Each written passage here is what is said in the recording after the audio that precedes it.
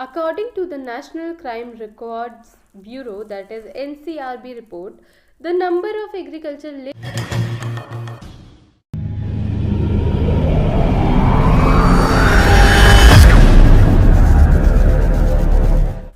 According to the National Crime Records Bureau, that is NCRB report, the number of agricultural laborers who died by suicide in 2020 was 18% higher than the preceding year.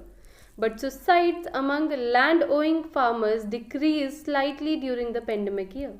A very good afternoon to one and all present here. My topic for lecturate for today is farmers' suicide and the reason behind it.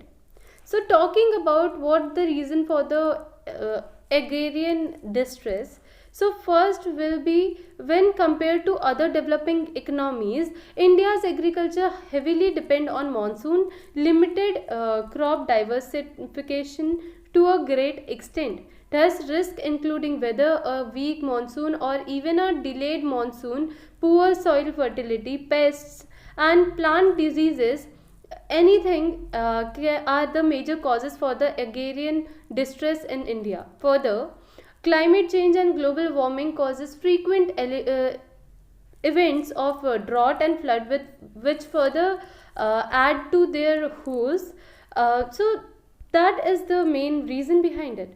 There is a huge pressure of population on land led to a low man ratio in rural areas. The landlessness and the existence of the marginal farming household are the result of decades of land fragmentation initiated after independence. Fragmented land holding result in low productivity and hinder infusion of technology and new farming techniques as well.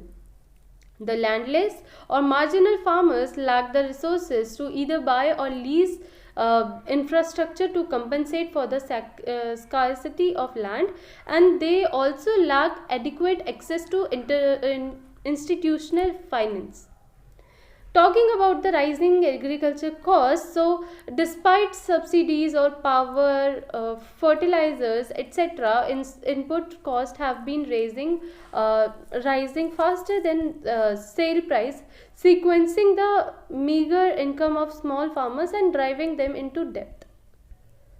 So then comes the lack of institutional credit. So the National Crime Record Bureau reports clearly underlines that indebtedness in the single largest cause of farmers suicide, as the farmer don't get access to institutional credit. They move towards the informal money lenders who demand exorbitant interest rate and largest cause of farmers suicide, as the farmer don't get access to institutional credit. They move towards the informal money lenders who demand exorbitant interest rate, and consequently the farmer end up by huge debt.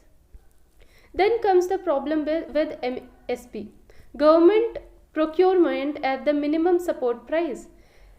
It is supposed to protect the farmers, but it must benefit the large traders. Over 70% of the farmers in India seldom receive MSPs for want of official market intervention. Then comes agriculture marketing. Lack of enough cold chain and storage infrastructure and processing capacity result in huge post-harvest loss. And that these are certain reasons why this suicide happens. Then come ineffective government responses as well. The government's response is focused on credit and loan rather than income, productivity and farmers prosperity.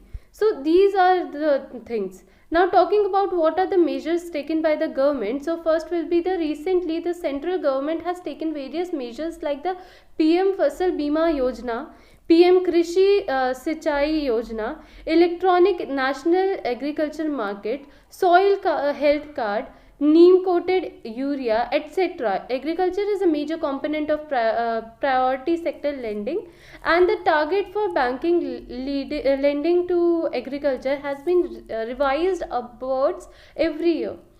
In addition to food subsidies under PDS, the government also provides fertilizers subsidies year after year.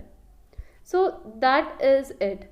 At last, I just want to say that there should be some measures like there should be the new technologies exist in the farmers. They should be taught how to do that, and for that, agricultural farming education should be provided.